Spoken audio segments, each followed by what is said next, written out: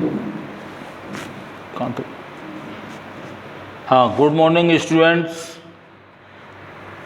कल yesterday I taught you the combination of resistance wire in series combination, यानी श्रेणी क्रम में प्रतिरोध तारों का संयोजन कैसे करते हैं।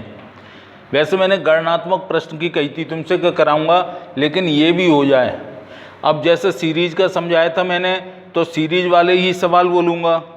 अब पैरेलल वाले बता दूंगा, तो दोनों को मिला के तुम्हें खुद पहचान करनी है अपने दिमाग से कि मतलब ये चित्र किसका दिया हुआ है।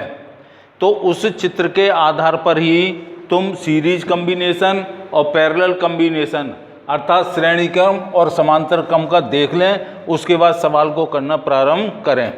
तो आज में जो है दूसरा है ये प्रतिरोध, समांतर क्रम में प्रतिरोध तारों का संयोजन, the combination in parallel of resistance wire. तो इसमें ये पैरेलल कम्बिनेशन जो मैं समझाऊंगा, तो पहले चित्र से देख करके चलेंगे। ये मैंने सर्किट डायग्राम बनाया है, यहाँ लिखा हुआ भी है, ये देख लें। अब ये देखो जरा, इसके लिए हम कौन सा कम्बिनेशन बना रहे हैं? Parallel combination. तो पैरेलल कम्बिनेशन में क्या होगा कि all the resistance R connected in such A way that the one and का मतलब ये वाला एक सिरा, तीनों तारों का एक साथ बैटरी के पॉजिटिव एंड से और दूसरे तीनों तार जो है हम बैटरी के दूसरे एंड से यानी नेगेटिव एंड से कनेक्ट कर देते हैं। तो प्रतिरोध, अब यहाँ भी मतलब फॉर्मूला तुम्हें निकालना पड़ेगा, जैसे कल निकाला था हमने श्रेणी क्रम में यानी सीरीज कम्बिनेशन में निकाला था, R = R1 + R2 + R3। अब यहाँ भी उस फॉर्मूले को फाइंड आउट करेंगे, तो मतलब जो निकालेंगे वो इसको देख करके बनाएंगे। तो समांतर क्रम में प्रतिरोध तारों का संयोजन करने के लिए हम 3 प्रतिरोध तार क्रमशः R1, R2 व R3 लेते हैं। जब तीनों प्रतिरोध तारों का एक सिरा ये C पॉइंट से और दूसरे तीनों सिरे एक साथ D पॉइंट से जुड़े रहते हैं, और फिर ये C सिरा जो है बैटरी के पॉजिटिव एंड यानी धनाग्र सिरे से और D एंड जो है वो बैटरी के ऋणाग्र सिरे से जुड़ा हुआ होता है। तो इस कॉम्बिनेशन को हम समांतर क्रम का अर्थात पैरेलल का संयोजन कहते हैं।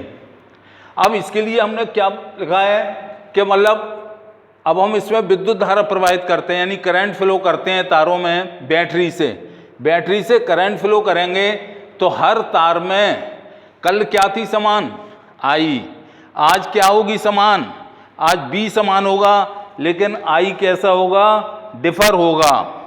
I डिफर होगा, वोल्टेज तो समान आएंगे तीनों तारों के, विभवांतर यानी पोटेंशियल डिफरेंस जो लिखा हुआ है वो तो समान आएंगे, लेकिन मतलब क्या है, I का मान अलग अलग आएगा। किसमें? प्रत्येक रेजिस्टेंस में, यानी प्रत्येक प्रतिरोध तार में धारा का मान हमें अलग अलग, और ये धारा का मान है I1, I2 एंड I3, ये मान है। लेकिन विभवांतर जो है अर्थात पोटेंशियल डिफरेंस जो है वो समान होगा। तो ओम के नियम से, अकॉर्डिंग टू ओम्स लॉ,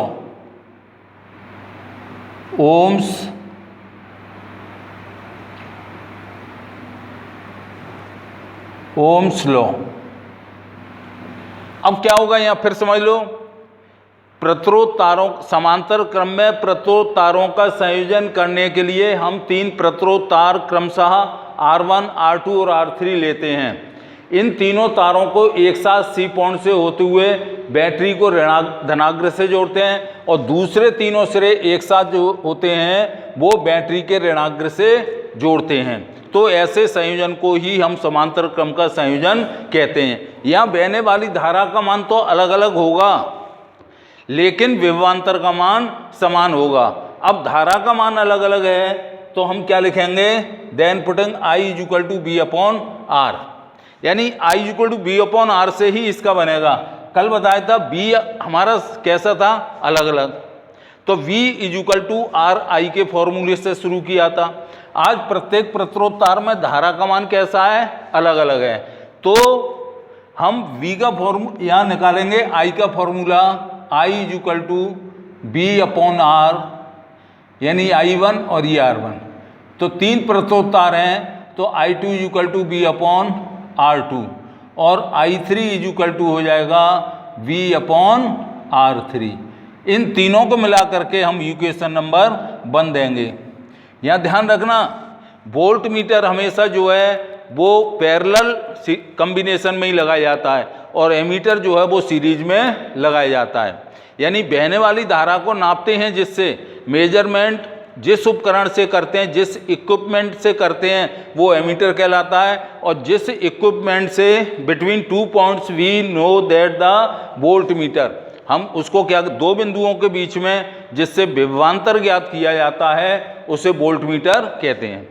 अब यहाँ पर धारा का मान अलग अलग था, तो हमने ये तीन इक्वेशन लिख ली और तीनों को मिलाकर के नंबर 1 दे दिया। यहाँ I1, I2, I3 क्यों लिया? क्योंकि धारा का मान प्रत्येक प्रतिरोध तार में अलग अलग होता है, जो बहने वाली धारा है। अब नंबर 2 देखो, टोटल करंट इन सर्किट। अब टोटल करंट क्या होगा, I, तो I इक्वल टू हो जाएगा इस तार में, इस प्रतिरोध तार में और इस प्रतिरोध तार का जो सम होगा, यहाँ लिखा हुआ है सम, तो टोटल जो होगा करंट वो क्या होगा, I equal to I1 plus I2 और प्लस I3, ये आ जाएगा। ये नंबर 2 दे दिया equation. If total resistance, total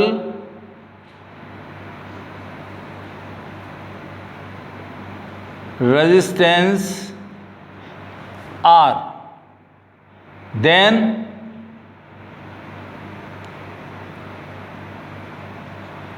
I equal to B upon R।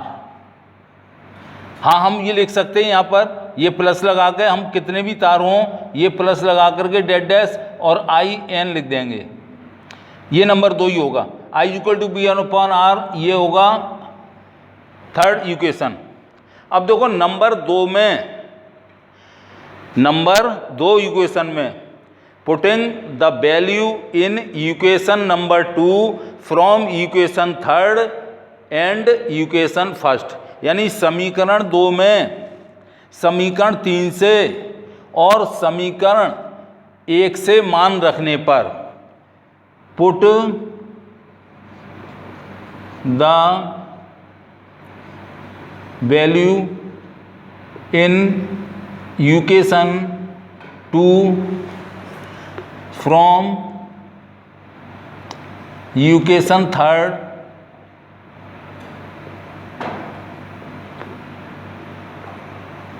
And equation 1, यानी समीकरण 2 में तो मान रखेंगे, पहले रखेंगे 3 से और फिर रखेंगे 1 से। अब देखो समीकरण 2 में रख रहे हैं मान, तो यहाँ I लिखा हुआ है, I का मान है B अपॉन R, इस I को तो हटा देंगे, तो यहाँ पर आ जाएगा B upon R equal to, अब ये आया, इसमें रख रहे हैं ना मान, तो I1 आया। अब I1 की जगह क्या लिख देंगे, B अपॉन R1 और प्लस V अपॉन R2 और फिर क्या लिख देंगे, B अपॉन R3, और चाहे तार हो तो और भी लिख सकते हैं। अब देखो इसमें अच्छा फिर समझाऊं, ये I की जगह तो रख दिया हमने B अपॉन R, ये आ गया, और I1 की जगह रख दिया B अपॉन R1, I2 की जगह रख दिया B अपॉन R2 और I3 की जगह रख दिया B अपॉन R3। अब ये क्वेश्चन आया, अब हम इसमें 1 अपॉन R जो है वो कॉमन लेते हैं। 1 अपॉन R कॉमन लेने का, V अपॉन नहीं, ये लेंगे V कॉमन लेंगे। V कॉमन लेने से क्या हो जाएगा, यहाँ हो जाएगा 1/r। v कॉमन लिया, क्यों, v सब में कॉमन है, इस साइड में भी है और इस साइड में भी है, तो v बराबर हो जाएगा हमारा, v से v एक बार कटी 1/r इज इक्वल टू, यहाँ भी v कॉमन ले लिया तो यहाँ बचा 1/r1 प्लस 1/r2 और plus 1/r3 and so on कर दो 1/rn। ये तुम्हारा समीकरण आया। अब इधर b से हमने b को काट दिया तो हमारा क्या रह गया, टोटल रेजिस्टेंस जो होगा इस कॉम्बिनेशन में 1/r is equal to 1/r1 plus 1/r2 और प्लस 1/r3। हमारे पास चूंकि 3 रेजिस्टेंस वायर हैं इसलिए R3 तक लिखा। If we take 2 resistance wire then we can write 1/r is equal to 1/r1 plus 1/r2। अगर 2 प्रतिरोध तार हम लेते हैं तो हम 1/r बराबर 1/r1 प्लस 1/r2 तक ही लिखे, क्योंकि सर्किट डायग्राम में 3 रेजिस्टेंस वायर हैं इसलिए 3 तारों का लिखा है और ये फाइनल समीकरण तुम्हारा आ गया। अब इसको मतलब क्या, फिर समझो इसको, समांतर क्रम में तुल्य प्रतिरोध या कुल प्रतिरोध, इसको हम कुल प्रतिरोध भी कह सकते हैं। कुल प्रतिरोध जो होता है वो, हाँ, समांतर क्रम में प्रतिरोध का व्युत्क्रम प्रत्येक प्रतिरोध के व्युत्क्रम के योग के बराबर होता है। ये लिखा है मैंने लास्ट में, ये लिख के जब ये इक्वेशन तुम्हारी फाइनलाइज हो जाए, जब तुम्हारा ये पैरेलल कॉम्बिनेशन में तुल्य प्रतिरोध यानी टोटल रेजिस्टेंस ज्ञात करने का फॉर्मूला ये आएगा। कल जो आया था वो सीरीज का था, तो R बराबर R1 प्लस R2 और प्लस क्या था, R3 था, ये था। अगर श्रेणी कम हो तो कुल प्रतिरोध इस सूत्र से निकालना। अगर समांतर क्रम में संयोजन दिखाई दे या लिख करके वो सवाल में दे दे तो 1/r is equal to 1/r1 plus 1/r2 plus 1/r3। अब देखो लास्ट में मैंने क्या लिखा है, जब ये फॉर्मूला ड्राइव हो गया तो फॉर्मूला निकाल 10 द इनवर्स, यानी इनवर्स का मतलब अपॉन, बटे में लिखना है, 10 the inverse of the equivalent resistance of A parallel combination is equal यानी बराबर, इज इक्वल। अब किसके बराबर होता है, देखो, equal to the sum of the inverse, sum of the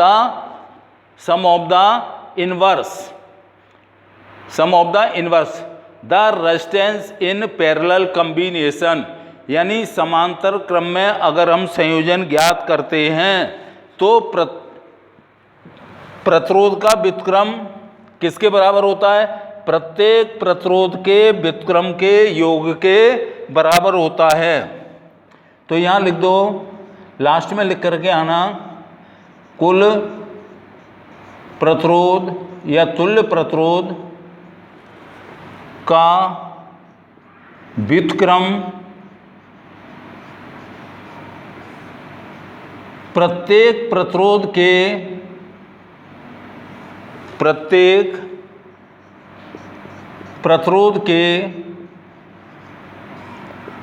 व्युत्क्रम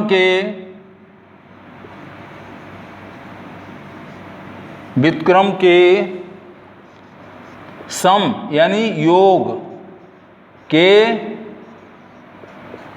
बराबर होता है।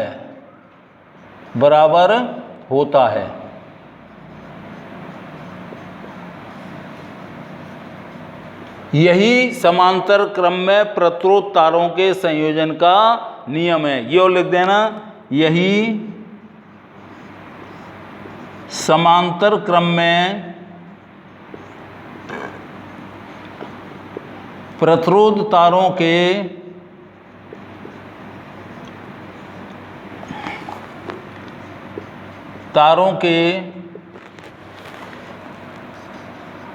संयोजन का नियम है।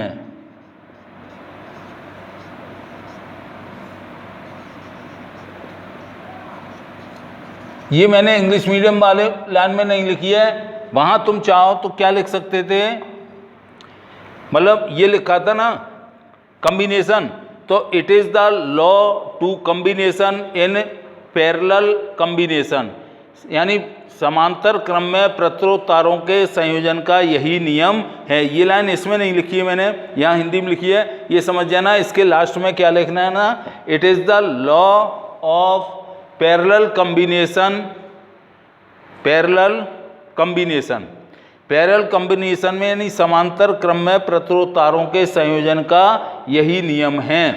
ये लिख करके आना। अब देखो इसके आधार पर हम सवाल देखेंगे, यानी न्यूमेरिकल गणनात्मक प्रश्न। इस थ्योरी को उतार लेना और ये नियम जरूर देख लेना। अगर कोई पूछे तुमसे तो कह देना श्रेणी क्रम में प्रतिरोध तारों के संयोजन के लिए कुल प्रतिरोध का मान किस सूत्र से ज्ञात किया जाता है, तो वहाँ तो सूत्र आता है ये, कल ये ड्राइव करके बताया था, आज ये आएगा 1/r। अब इसके साथ साथ मैं कुछ गणनात्मक प्रश्न लेना चाहता हूँ, अब देख करके बताना। देखो मैंने वो भी लिख दिया है, मैंने जो PDF भेजी है वो ऊपर क्लास 10th के नीचे लिखा हुआ है। इंग्लिश मीडियम वाले जो है 137 पेज से देखें और इंग्लिश मीडियम वाले जो हैं 134 से पेज से देखें। अब देखो एक सवाल न्यूमेरिकल है, इसमें उदाहरण एग्जाम्पल 4 है, इंग्लिश मीडियम और हिंदी मीडियम दोनों में हैं, तो मतलब उसको देखें। मैं इस एक किताब दो ही, हाँ, इसमें लिखा हुआ है 3 ओम 4 ओम व 5 ओम के प्रतिरोध, 3 तार दिए हैं इसने, इसका मतलब है प्रतिरोध। अब उसने ये नहीं कहा है श्रेणी क्रम में है, समांतर क्रम में है, या ये नहीं दिया है, तो हम इसकी डिटेल बना रहे। पहले डिटेल कैसे बनाएंगे,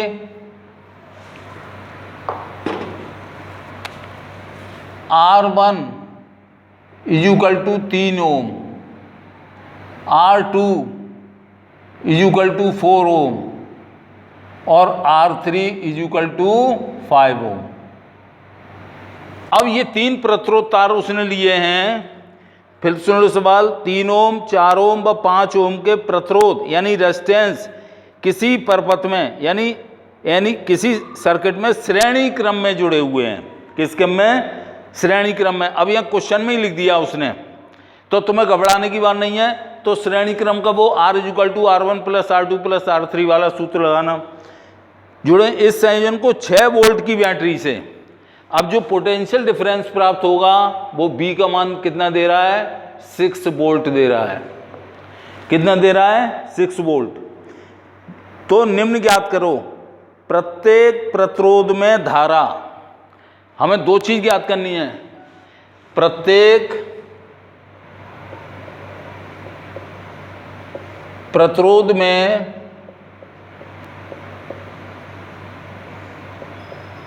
धारा, धारा का सिंबल क्या है? हाँ, I। ये तुम्हें ज्ञात करना है। प्रत्येक प्रतिरोध में धारा ज्ञात करनी है। और क्या ज्ञात कर रहा है? प्रत्येक प्रतिरोध के सिरों पर विभवांतर, प्रत्येक प्रतिरोध के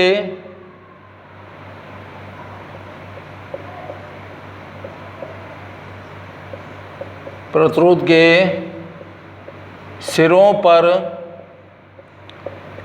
विभवांतर,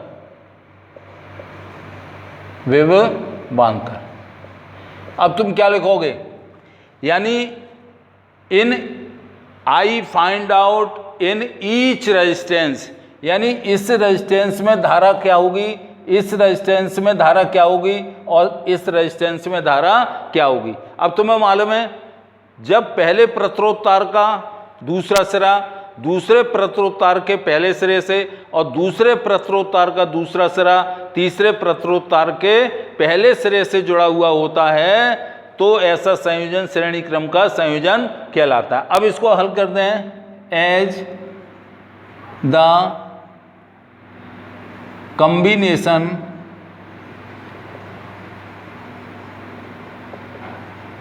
इज गिवन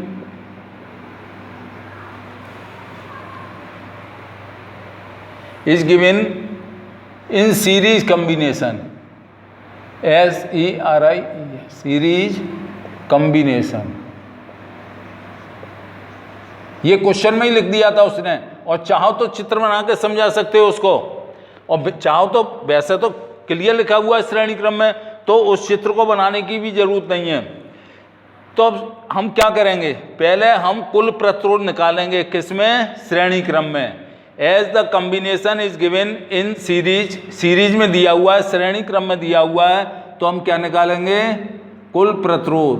कुल प्रतिरोध श्रेणी क्रम में देख लेना, तो कुल प्रतिरोध का सिंबल क्या होता है, R। तो श्रेणी क्रम में है, इसलिए R बराबर हो जाएगा R1 प्लस R2 और प्लस R3। तो R इक्वल टू देख लो, यानी कुल प्रतिरोध 3 प्लस 4 प्लस 5, ये तो R इक्वल टू हो गया 4 और 3 7 और 5 12। ये अब तुम्हें धारा निकालनी है, यानी अब सवाल शुरू हुआ, तुमने यहाँ पर R की वैल्यू लिखी है, R की वैल्यू R तो निकालना ही पड़ेगा, क्यों, ओम का नियम है R इक्वल टू B/I, तो R निकालना पड़ेगा, क्योंकि सवाल क्वेश्चन हल कर रहे हैं। अब हमें धारा निकालनी है, तो तुम्हें सूत्र अगर ये ध्यान है, R इक्वल टू B/I होता है, और हमें धारा का मान ज्ञात करना है। तो धारा क्या है, I। धारा क्या है, I। तो I ज्ञात करना है। अगर चाहो तो यही सूत्र लिखा रहने दो, और चाहो तो अपना I बराबर निकालो, I इक्वल टू B/R होगा। लेकिन यहाँ अगर गिनती ये रख देते हैं, तो ये हमारा क्या होगा, R कितना दिया हुआ है, 12 ओम, 12 इक्वल टू V वोल्ट, कितने वोल्ट की बैटरी है, 6 वोल्ट की बैटरी, यानी V का मान 6 दिया है, अपॉन 12। तो R ये क्या हो जाएगा, 6/I तो हमें ज्ञात करना है, तो अपॉन 1 रखे, क्रॉस मल्टीप्लिकेशन कर दो, यानी बजगुणा कर दो।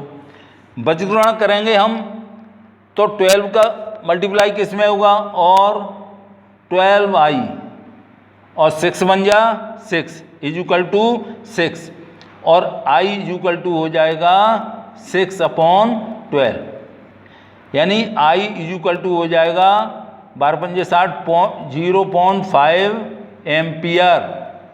क्या लिखेंगे, एम्पियर, क्योंकि I निकाल रहे हैं। मैंने शुरू में ही बता दी थी, अगर सवाल की भी पहचान करनी हो, किसी गिनती के संग एम्पियर लिखा है तो I का मान होगा, किसी गिनती के संग वोल्ट लिखा हुआ है तो V का मान होगा, किसी गिनती के संग अगर ओम लिखा हुआ है तो R का मान होगा। अब हमने यहाँ पर I ज्ञात करनी थी, इसलिए I का मान जो होगा 0.5 एम्पियर प्राप्त होगा। अब एक बात बताओ, संयोजन कौन से क्रम का है, सीरीज कॉम्बिनेशन है, अर्थात श्रेणी क्रम है। अब मैंने कल क्या बताया था, विशेष बात, तुम ये लिख देना, प्रत्येक प्रतिरोध तार में धारा का मान 0.5 एम्पियर ही होगा। क्यों होगा, क्योंकि श्रेणी क्रम का संयोजन है, और I कैसी होती है, समान होती है। तो यहाँ पर अभी 2 क्वेश्चन थे इस सवाल में, पहला तो था A पोर्शन और B पोर्शन। A पोर्शन में क्या था, प्रत्येक प्रतिरोध में धारा का मान, तो धारा का मान तो ये आ गया। अब लिख देना, अभी आंसर पूरा नहीं हुआ है, वो पूछ रहा है प्रत्येक प्रतिरोध में धारा का मान, ये लिख देना यहाँ नीचे, प्रत्येक प्रतिरोध में धारा का मान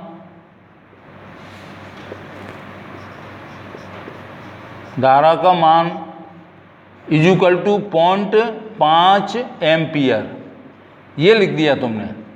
क्योंकि अब स्पष्टीकरण दे दो यहाँ, क्योंकि संयोजन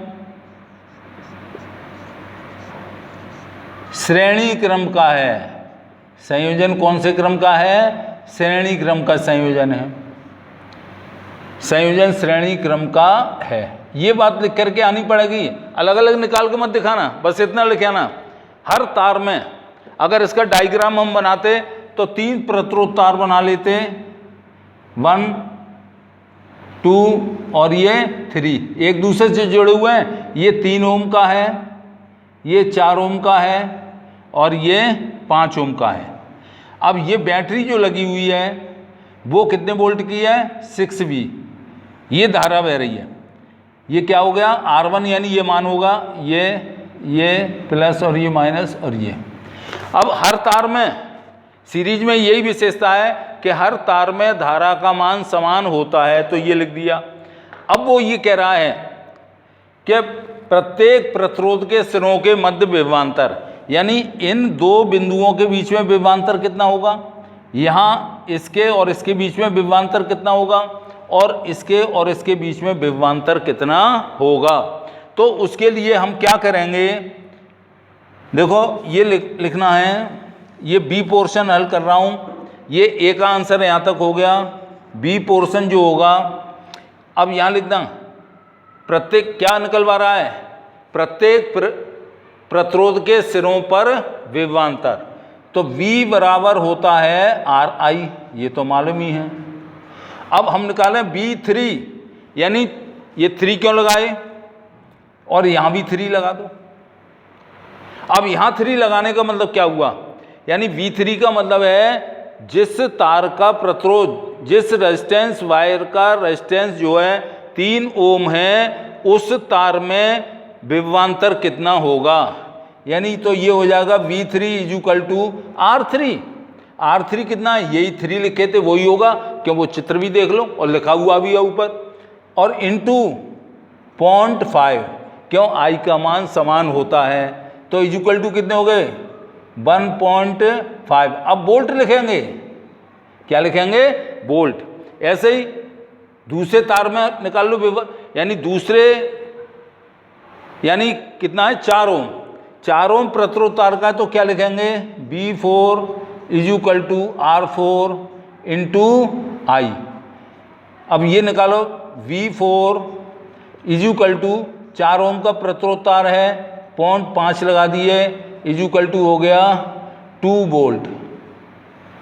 ध्यान रखना, पहले प्रतिरोध तार के सिरों के मध्य में विभवांतर होगा 1.5 वोल्ट, और दूसरे तार के सिरों के मध्य में विभवांतर होगा 2 वोल्ट।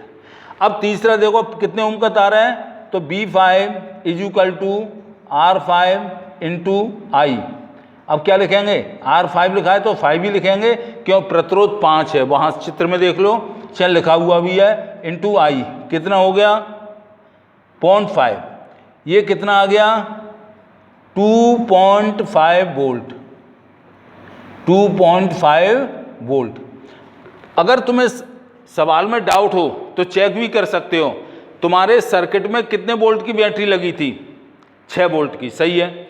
अब इन तीनों को अगर हम ऐड करें तीनों वोल्टेज में, यानी यहाँ पर जो वोल्ट मीटर लगा होगा, कल लगाए थे ध्यान होगा चित्र में, हाँ ये लगे होंगे वोल्ट मीटर, ये V1 V2 और V3 लगाए थे, V1 V2 और V3, यानी 3 ओम के प्रतिरोध तार में वोल्टामीटर में वोल्टेज यानी पोटेंशियल डिफरेंस जो आएगा वो 1.5 वोल्ट आएगा। दूसरे रेजिस्टेंस वायर में, यानी किसमें, इस वाले में जो वोल्टेज आएंगे या पोटेंशियल डिफरेंस जो आएगा वो कितना आएगा 4 ओम आएगा। इसी प्रकार से तीसरे प्रतिरोध तार में जो रेजिस्टेंस आएगा वो कितना आएगा 2.5 वोल्ट।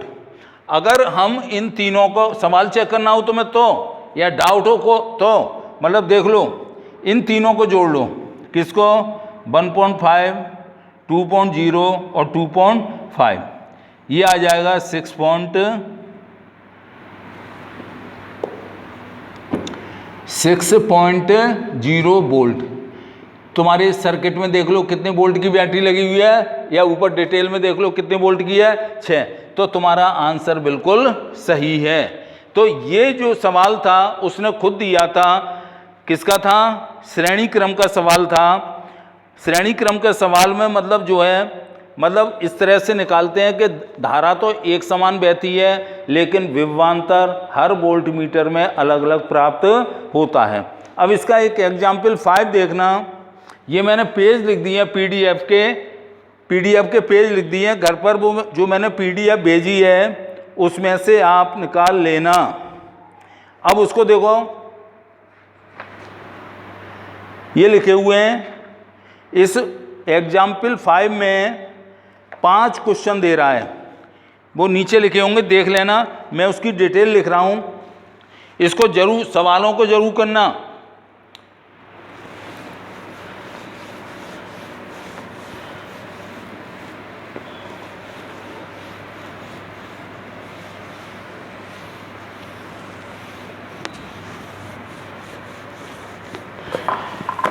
देखो जरा, ये लिखा हुआ है, एक विद्युत परपथ में 1 ओम, 2 ओम, 3 ओम के प्रतिरोधकता समांतर क्रम में, अंडरलाइन कर लो समांतर क्रम को, समांतर क्रम में संयोजन है। ये भी सवाल एग्जाम्पल बताया था, वो श्रेणी क्रम का है। यह संयोजन को 6 वोल्ट की बैटरी से, यहाँ भी बैटरी कितने वोल्ट की है, 6 वोल्ट की, तो R1, R2 और R3, ये कितना है 1 ओम, ये कितना है 2 ओम, और ये कितना है 3 ओम। अब बैटरी जो है वोल्टेज कितने हैं, 6 वोल्ट की बैटरी है। कितने वोल्ट की बैटरी है, 6 वोल्ट की बैटरी है। अब इसमें एक तो निकलवा रहा है, 4 क्वेश्चन पूछ रहा है, A B C D।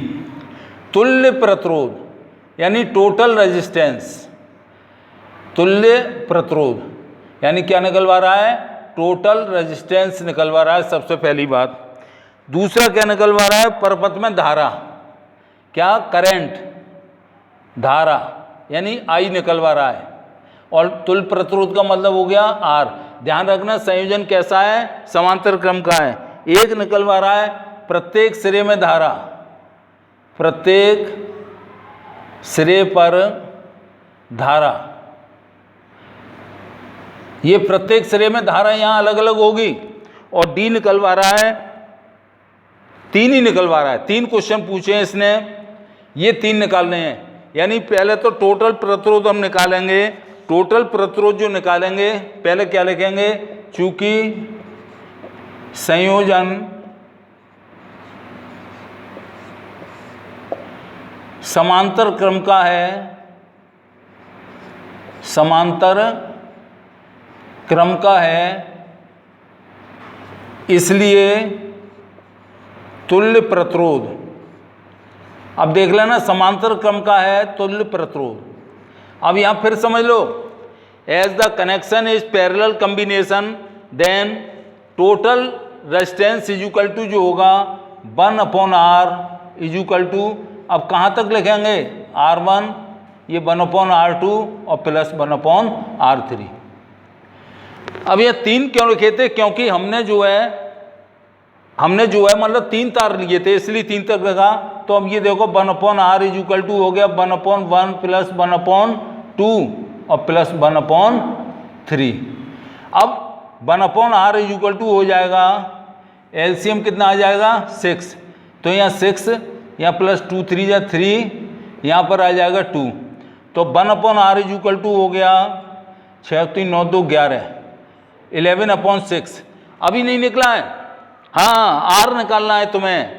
तुल्य प्रतिरोध तो R ही होता है, लेकिन समांतर क्रम में संयोजन था। अब इसका वही क्रॉस मल्टीप्लिकेशन करेंगे पहले, तो 11R इज इक्वल टू कितना हो गया 6, तो R इज इक्वल टू जो हो जाएगा वो 6/11 ओम।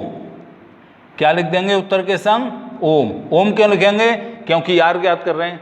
तो ये तुम्हारे पहले सवाल का जवाब हो गया, यानी ए पोर्शन का। किसका हो गया, ए का। अब बी देखो, धारा का मान, बी में क्या निकलवा रहा है, धारा का मान। तो धारा जो होती है, यानी बी पोर्शन को हल करूं अगर, तो धारा का मान क्या हो जाएगा, I is equal to B/R। ये फॉर्मूला है I निकालने का। अब टोटल धारा निकाल लो पहले, तो इसलिए सूत्र ये लिख लिया। तो I का मान तो निकलवा ही रहा है। अब वोल्टेज कितने हैं 6, R का मान कितना आया 6/11, तो 6 × 11 ऊपर जाएंगे, तो I इज इक्वल टू हो गया 6 से 6 कट गए, बराबर 11 एम्पियर। हाँ, यहाँ पूछ लो, कुछ पूछना हो तो। कितनी आएगी धारा? पहले वाले तार में 11 एम्पियर।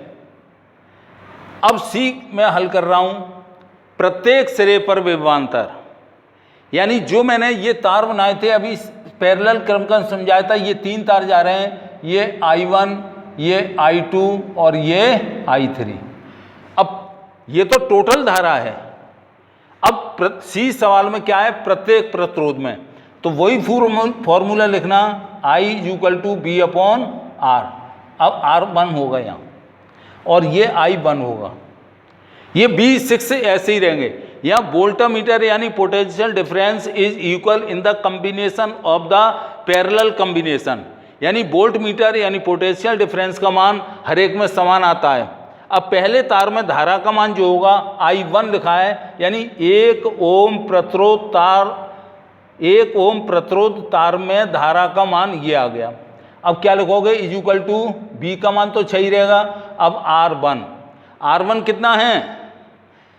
R1 कितना था? 1 ओम, तो यहाँ लिख दिया 1, तो = क्या आ गया? 6 एम्पियर आ गया। अब दूसरा देखो, I2 लिखेंगे, यहाँ वही V/R2 हो जाएगा, = B का मान तो 6 ही रहेगा, लेकिन R2 है 2 ओम, तो 2 3 जा 6 ओम।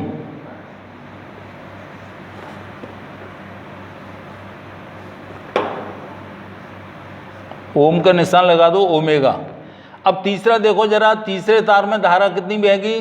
V/R3, यानी इसका वोल्ट V तो वही रहेगा /3, तो 3 2 जा 6, 2 ओम नहीं एम्पियर लिखेंगे यहाँ, क्यों? धारा का मान ज्ञात कर रहे हैं, क्या निकालेंगे? एम्पियर।